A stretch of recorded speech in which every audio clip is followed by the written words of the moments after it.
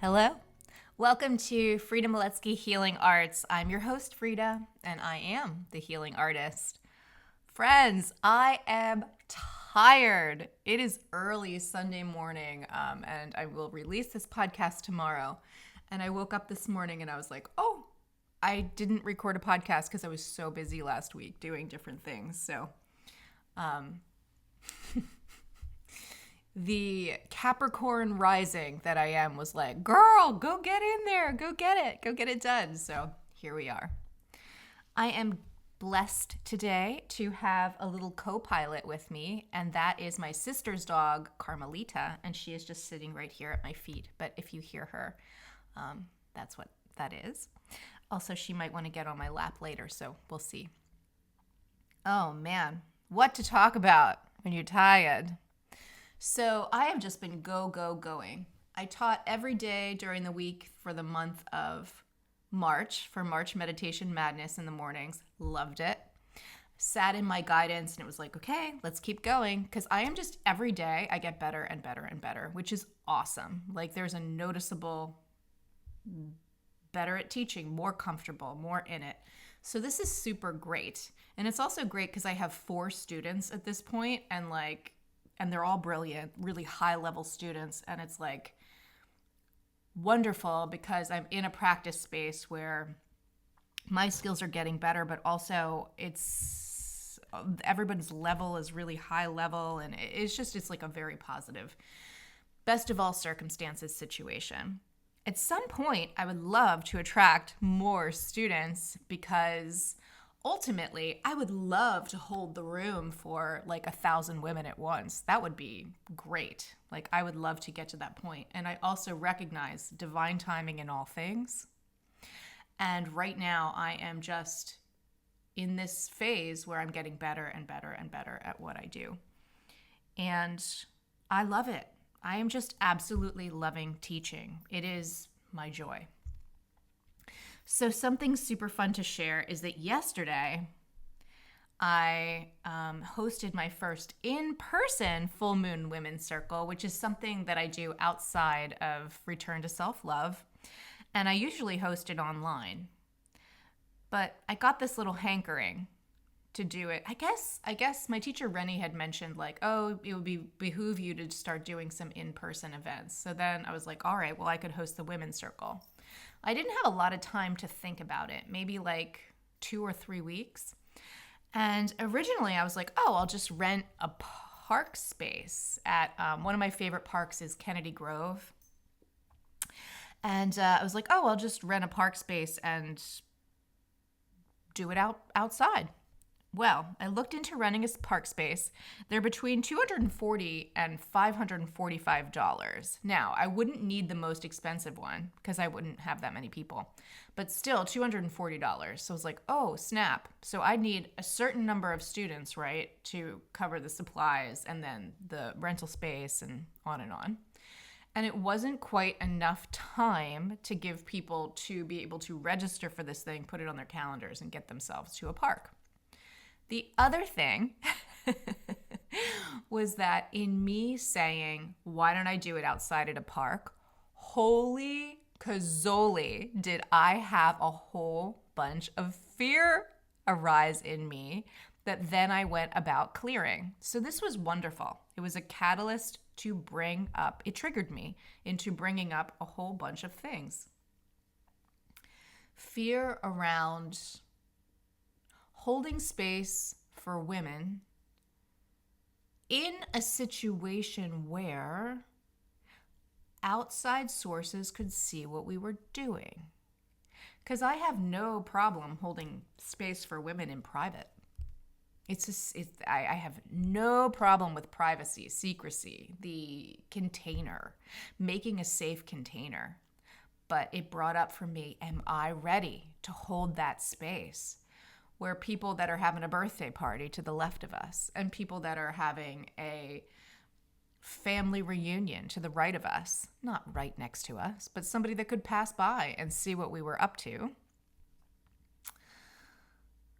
Am I ready for that? And the answer at the time was no, I am not. So then it was, where can I host this privately? Where can I host this indoors? So then that is what I ultimately ended up doing. And I also didn't have as many takers on the live event to pay for that spot anyway. So it totally ended up working out for the best. And I got my first bite at the apple of hosting a full moon women's circle inside, seeing what that was like, noticing how much time it took for me to put it together. I did a craft project. We made these, oh my gosh, this is so Frida. We made these pillar candles, and my notion was I wanted to make these pillar candles. So okay, let me start again. I like to talk to you as if you know everything that I know. But let me step back and take you into my woo-woo world for a moment. So the full moon is a wonderful time for releasing what no longer serves us. So just bringing to the surface anything that is outdated energy, anything that is no longer in alignment. We're going to bring that to the surface and we're going to release it. And I love to host these full moon women's circles because I feel very connected to the moon, and she is a wonderful catalyst for change. And when we incorporate ritual, it is really helpful for setting intentions and just sort of moving energy through. And ritual and ceremony is really powerful. Yes, we can do all of this in our mind, and it doesn't have to be done in that way, but what an elevator for the energy and also meeting in sisterhood, or just two or more people, you're pulling them together, setting these intentions together. It just creates a more powerful container for work to get done. The more people, the better. Let's go. Is that true? Hold on, let me check in with that. No, not necessarily. It's not true. The largest space that I've held so far with students is around like 12 students, which is wonderful, and I love it. I'm like, yes, give me more with the energy. But in my mind, I think I want to have 1,000 students. Like, I think that would be epic. Let me hold space for 1,000 women. And I'm not there yet. But I love holding space for 12. It makes my body shake. It's like, ah! So yeah, 1,000, bring it on, because that's me. Anyway, I was like, yes, we're going to make a craft together. We're going to share food. It was the pink Libra full moon. And Libra is a very social sign. It's very like community. It's fun, flirty, music. So I wanted to incorporate food with the ritual. I wanted to incorporate music. Anyway, we met in person and we were making this craft. It was 2 hours, although we ended up spending 4 hours together because we were having fun.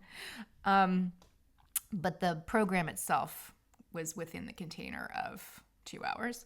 And the first part of it was I had researched online, because this, again, is so me, best, most beautiful pillar candles, right? I wanted to give my students the best quality, most beautiful thing.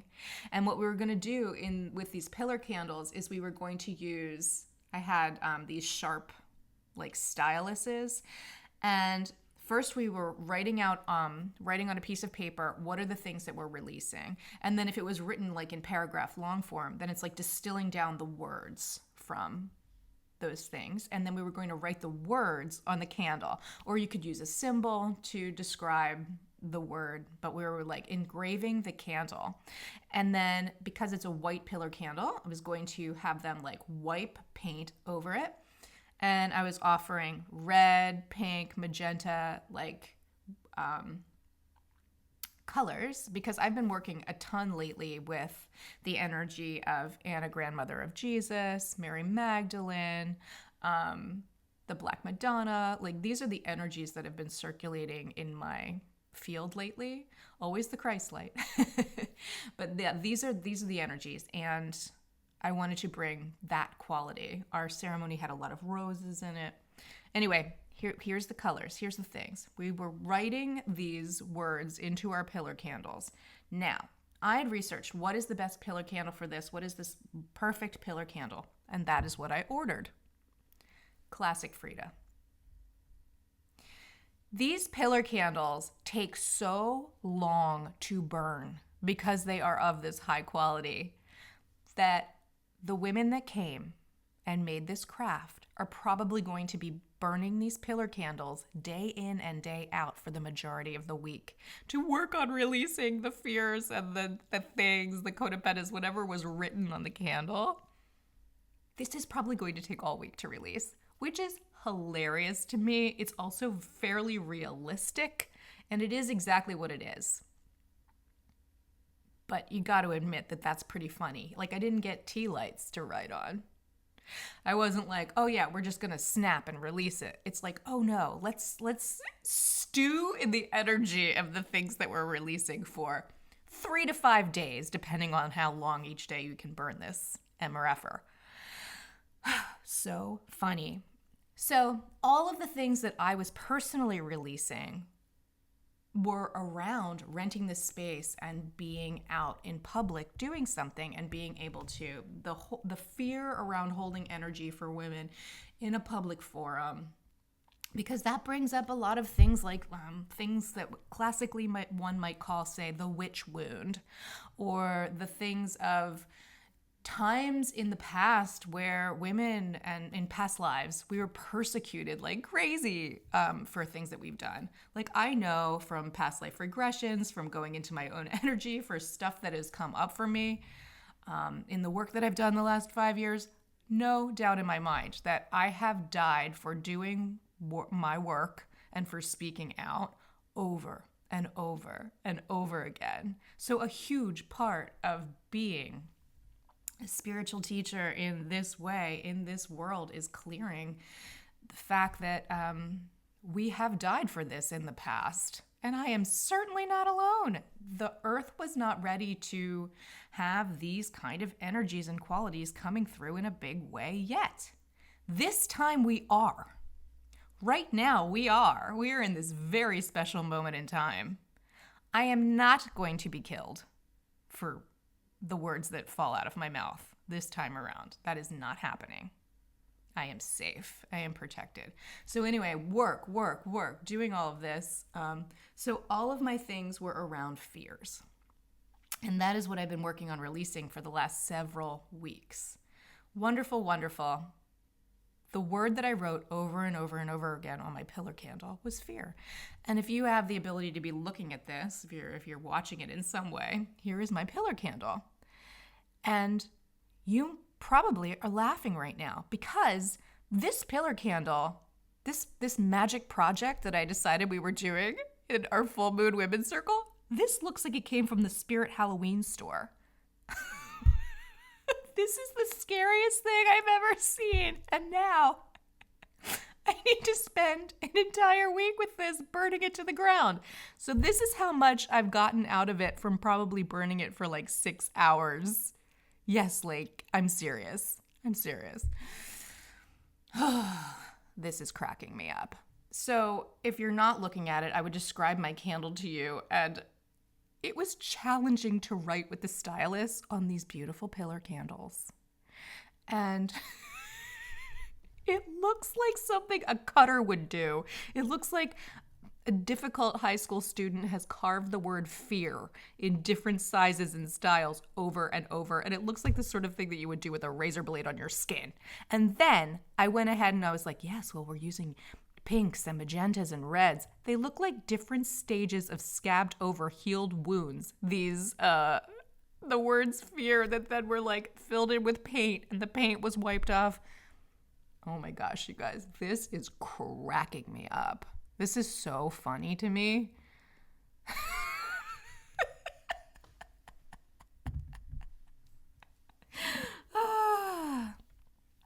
I absolutely, my human design is sort of the trial and error type thing. Like, I will try something and I don't usually get it right the first time around. So classic. This is classic. Anyway, I will be tenaciously burning my fear to the ground, but in a reasonable amount of time that is not going to blow up my nervous system by dropping it all at once. But I'll be working on this all week as I burn my fear candle. LOL. Oh man. The circle was a huge success. I had a ton of fun. I made this really delicious lentil soup that was so nourishing, and plantains to go with it, plantain chips. And part of the altar, I had a papaya. I had the vision of a papaya, like as a yoni, like sliced in half, and then the some beautiful, rich, giant strawberries inside, so it looked red. It was a gorgeous altar, and then we ate those foods. It was a wonderful time. And we ended up working with our ancestors. We worked with our mothers, grandmothers, great grandmothers, 15 generations back. Like I called these, the mother line into the room with us as we were in the space meditating. And it was so filled with women. All of a sudden, it was like, what? It was a big energy. So, delight. So I'm going to tell you about this right now. I'm going to tell you about it because I will do it. I'm going to tell you because I'm going to do it. Mark your calendars now. I'm going to give people plenty of time to figure this out. But on May 31st, I really, really, really am going to rent that spot in Kennedy Cove Park. Now, because of the cost of how much it costs to put on in-person events, I'm going to have to charge some money for you to come do this, but I'm going to do an all-day retreat, and you will leave different than when you came. I'll do either 10 to 3 or 11 to 4. And yes, you will be fed delicious, nourishing food that is incredibly, beautifully made with love. You will be part of a circle in which I'm channeling light. We're going to get in touch with our womb space. We're going to be out in nature. I'm going to hold a safe container. There will be music. They will be crafting and using our hands. I will hold the space in order for great realization and perspective shifts to take place. We're going to do some movement. We're going to get grounded. We're going to get into our bodies. So many people disassociate and hang out outside of themselves. They're not like in here. And I'm like, we're having this human experience. Get in your body. Come on, let's get embodied. Let's be here now. So really feeling that and getting into oneself, feeling your physical form. And let me help you talk to your guidance. That is my whole jam. I do not want people to become dependent on me. I want to help teach you how to get in touch with yourself so that you can hear your own guidance and your higher self. You can be connected to your own I am presence. Whew. So, May 31st, in person, I'm going to charge $288 for this all-day retreat. That's going to cover the cost of food, beautiful craft supplies. It is going to cover the cost of renting the space. Here is something very, very cool I'd love to offer you, though. If you bring a friend that I've never worked with before, I can know them, but if I've never worked with them, both of you can come for $222. I want to make this reasonable. I also need an energetic exchange, and I am not paying out of my own pocket to do work. So I need to cover the cost of running this because it will be expensive. It just simply is. And I need to make money in order to create the energetic exchange that is correct for me holding the space. So it costs what it costs. I'm giving you a month, over a month, to sort of come up with this. So if you feel drawn to it, please reach out to me. I know the work that I do, and it is absolutely worth the price. I'm not going to justify that aspect of it, but I also recognize and understand that the economy is weird right now, and that we don't exactly know what's going on. But you will not be disappointed for investing in yourself if your jam is to invest in yourself. Okay? So I'm making the promise. I will continue to do my work, and I will be ready to hold that space. In the place that I intend to rent, it can hold up to 35 guests, okay? It can hold up to 35 people. I am willing to work with men. I have a tendency to choose to work with women. I love the divine feminine. That is what is rising within me. That is what I'm bringing to the world. That is the frequency that I hold. I'm going to be real honest with you. I don't think I've ever really interacted with a healed divine masculine in my life. And me healing the divine masculine inside of myself, that is my work, and that is work that I am working on continuing to do. The men in my life have a tendency to, who I'm attracted to and who have come into my space, are men that are more connected to their divine feminine. So if you're one of those men and you're interested in working with your energetic womb, come. That I fully welcome. You're not going to be attracted to this or want to be there if that's not who you are anyway. So, May 31st, East Bay, Kennedy Grove, all-day retreat.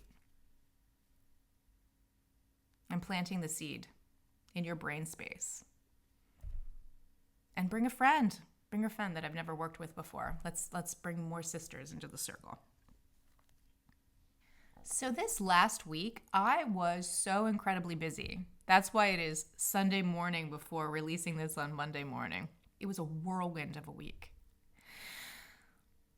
I completed traffic school. When I was coming back from New Year's, my group of Burning Man friends meet somewhere different in America each year around New Year's. We'll go on a vacation together. And this one was down in Temecula, California. And we were driving back, and I was on the 5, and I was speeding, and I got a speeding ticket. I think it was like January 2nd or 3rd that I got this speeding ticket. It was so annoying. And if I've never told this story here. I told it on Instagram. But afterwards, I was moaning to my guidance, like I was walking through the woods, and I was talking to my 2 grandmothers, my nanny and my Grammy. And I was like, why did I get the speeding ticket? It's so unfair, blah, blah. And my Grammy said to me, slow down. Now, my guidance had been telling me to slow down for months. When I finished going to healing school, Energetic Rebirth, I'm like raring to go. I'm ready to set up my business. I'm ready to get everything going. I want students. Let's go. And my guidance is like, slow down. And I was refusing to slow down in any kind of meaningful way. I'm like raring for action, and I'm just like, I'm ready to help. I want to get going. And it has been like 5 years of me investing heavily in myself and not working. And I'm ready to get working. Like, that's how it was feeling. I'm ready to be of service. I'm ready to get going. So I'm walking in the woods, and I'm like, no, really? What's the spiritual meaning of the speeding ticket? And my Grammy, who was the sweetest, gentlest, most patient, like the idea of hearing a curse word out of her mouth, well, I certainly never heard one. She goes, slow the F word down. And I was like, Grammy, are you kidding me right now? And she's like, I want to say it so you will listen. So then I'm taking it in. All right, I'm going to slow down. So I quit it with working on the business as intensely as I was, because there's a lot of steps and a lot of stuff, like making the LLC and going through all this paperwork, and there's just a lot of behind the scenes stuff to creating a small business. And I was pushing because it was all new for me, so I was like learning and pushing and working hard on it, many hours every day. So I'm like, okay, let me stop. Let me slow down. Let me slow down with the business, but let me just go over here. And I spent a week illustrating my book, Learning to Love Myself. Because I'd written it, had been to the editor, and I had to draw all the pictures. So I spent a week doing that. And I'd spent like 8 hours a day working on my illustrations and 7 or 8 days drawing them, coloring them in, getting them scanned, putting them into the computer, So I'm doing that process, and I remember the day I had gone for a walk in the morning. I remember I talked to some beautiful flowers, and they were out at a time of year that I like, some crocuses, and they were out at a time of year that I did not think that they would be out. And they were like, "Come on over here, let's chat, let's sit together." So I remember sitting down on the ground with these crocuses and spending time with them quietly. And I got home that day. I took off my wet gear because it was rainy, so I had muddy shoes and I had a muddy coat. And I went to go sit on the toilet to pee, and my back went out. It went out so bad, I believe that it was out for 3 days. Like, bad, like it took me 20, 30 minutes to like get off the toilet, like stand up off the toilet and get down onto the ground. Like, it was bad. Shooting pain, excruciating pain. And through those 3 days, I realized that my guidance wasn't just like slow down. They were like stop. Because they had stuff that they needed to tell me. They had stuff that I needed to stop moving and just listen. They wanted to teach me, and I would not slow down in a way where they could get my attention and talk to me. So that was a really excellent learning experience for me, because the twinge, and I'm like, yes, what do you need? I do not want to be laid out on the couch like that again. It is not the first time that has happened. But yeah, I was not listening. I just so wanted to get going because I had felt like I had been in learning mode for so long, and I really just wanted to test my hand. I wanted to get going. I wanted to start. Anyway, they put me out. I was out on the couch for at least 3 days. And then I started to get better. Because I was stopped, I was able to listen. And I don't remember exactly what they told me, but they said that they wanted me sitting, for the time being, they wanted me sitting my butt down at least 3 times a day for 10 minutes at a time, because they had stuff they had to teach me. So I was like, okay, and I did it. I did what they told me to do. That dissipated out. That moved out. I don't have to do that right now, but they had some stuff at the time that they needed me to learn, my guidance. So I was like, okay, like they were teaching me, and you want to catch my attention, give me some physical pain. Seriously, that is the twinge of a physical pain, and I stop and I'm like, what's the emotional component when that physical pain? Like, I will stop, and I will figure it out, because I hate it. I've suffered enough. You don't need to make me suffer with physical pain. You know how many people walk through the world in pain, in physical pain? It's like, y'all know there's an emotional component to that. Y'all aren't doing something, so it manifests as physical pain. But it's like, if you're not listening to your guidance and they're trying to get in touch with you, do you know how long you have to treat yourself poorly and not listen, to the point where you get cancer and disease comes into your body and stuff? Listen, I am very aware that these are my beliefs. But I personally believe that there is an emotional component that goes with everything that we physically experience in these bodies, for the most part. I really, really do. I believe that there's reasons behind everything. I really, really do. And that can be very unpopular. I'm saying it anyway, because it's what I believe. And who cares if you believe it or not? Take it if it resonates and leave it if it doesn't. Who cares? You don't have to. People are not listening to me. The kind of people that want to hang around and tell me how wrong I am, they're not listening to this. Let's see. What could I get back to here? Where's my teaching in all of this? Oh yeah, I was so busy. So busy. And something I kept reminding myself of is, it is my job. So as a healer, what is my job? My job is to stay rested My job is to stay clear. So my job is to keep my channel clear. So that means that I need to get my butt to the woods and be walking in the woods. It means I need to get my butt into the tub with an Epsom salt bath. It means that I sit in meditation and clear my channel and do my work. I am constantly clearing and making sure that I'm as clear as possible so that I can help others, because I am the conduit that channels the light through to then help the students or the people that come to me for assistance. I am not doing this. I am clearing myself so that I am this humbled vessel that then the light can work through. So it is my job to slow down, to be nice to myself. The answers come in the silence. The answers come in the slowing down. The answers come in the stopping. So I filled my calendar because that's just the energy of what was happening. I said yes to a whole bunch of things, and I was going.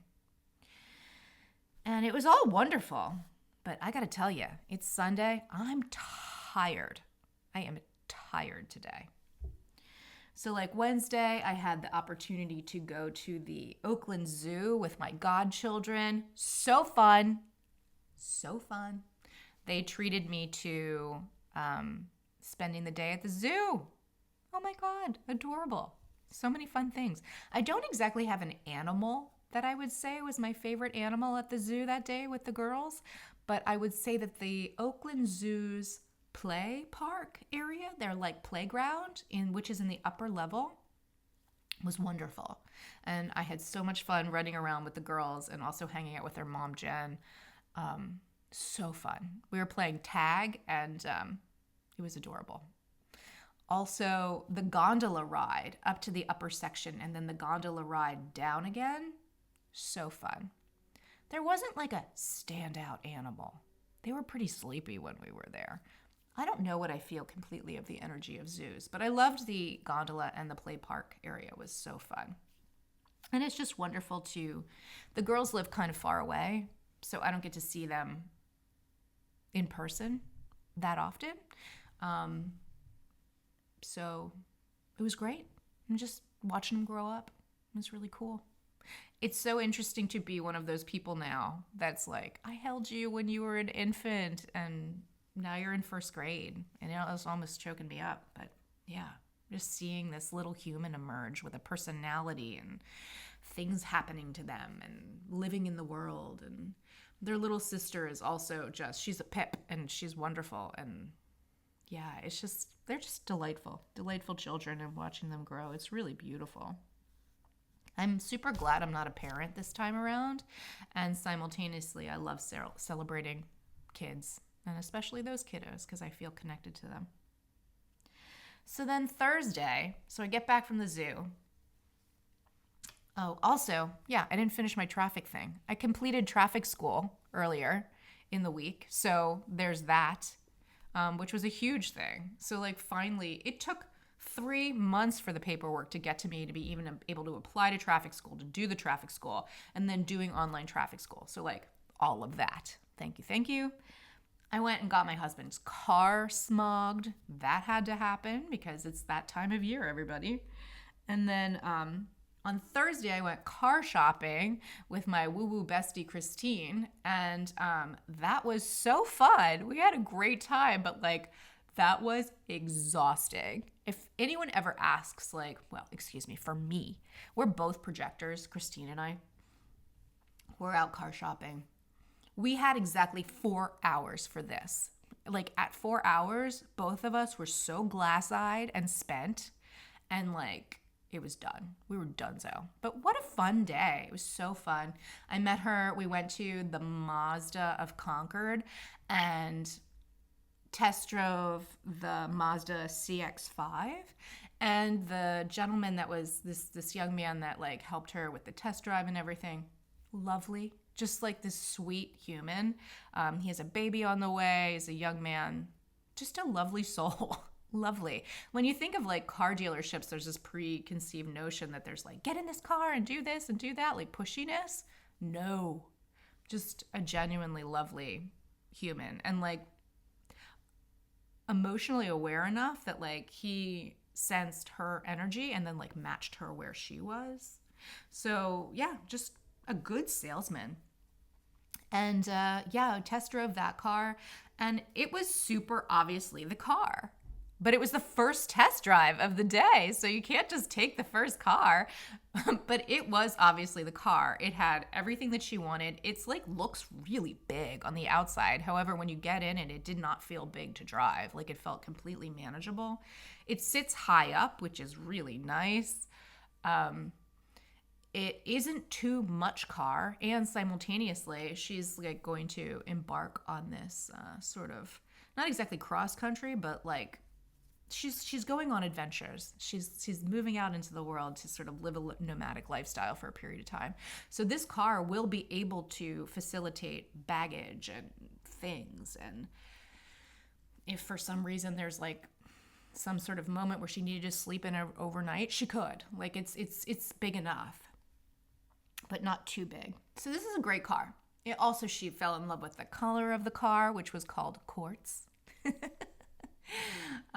When he spent the time like getting a cord to show her how the phone connected and how all that worked, the song that started playing was like this REO Speedwagon song about like learning to fly and spreading your wings and going out. So that was sort of like synchronicity and like and then we went after that because again you can't, and the dealership was like really nice. All of this was it was obviously this car. So even later in the day, we went to the Subaru to test drive those because she's thinking about, like getting out in the wilderness in a way where people had said to her, oh, Subarus are really great cars in the Pacific Northwest. A lot of people have them. They're just really good adventure cars. They are way too much car than she needs ultimately. But when we went to the Subaru dealership is on Mazda Lane. The little instructions were like, turn left at Mazda Lane. And we were like, oh my gosh, you can't get away from Mazda. It's obviously that one. So many signs, synchronicities, and symbols that it was the Mazda. We were cracking up test driving those Subarus. She got into the Subaru Forester, and that is such a bloody boat. It held like 16.5 gallons of gas and had a reserve tank that held like 3 gallons of gas. I was like, girl, where are you going? We were test driving this car, and like I like was sitting in the front seat, and I turned back to the guy who was in the back that was on the test drive with us, and I was like, where's the closest SPCA? We need to swing by and get a big dog. There's like no moment where this car cannot have a big dog in the back seat. We need a puffy Patagonia jacket. She was already wearing her hiking shoes, so that worked. But quick, we need flannel and like a new lifestyle immediately. So funny. We had a really, really, really good time. And afterwards, we ate buns at a yummy place while we were glass-eyed. We sat there and ate like wontons and yummy, delicious dumplings.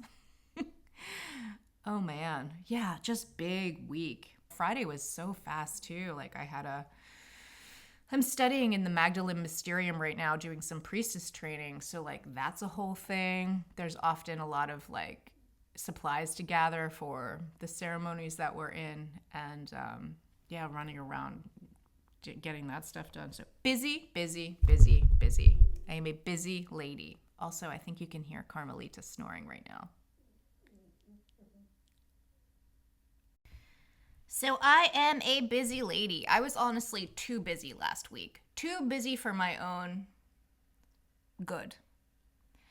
Because again, it is important for me to stay rested and clear.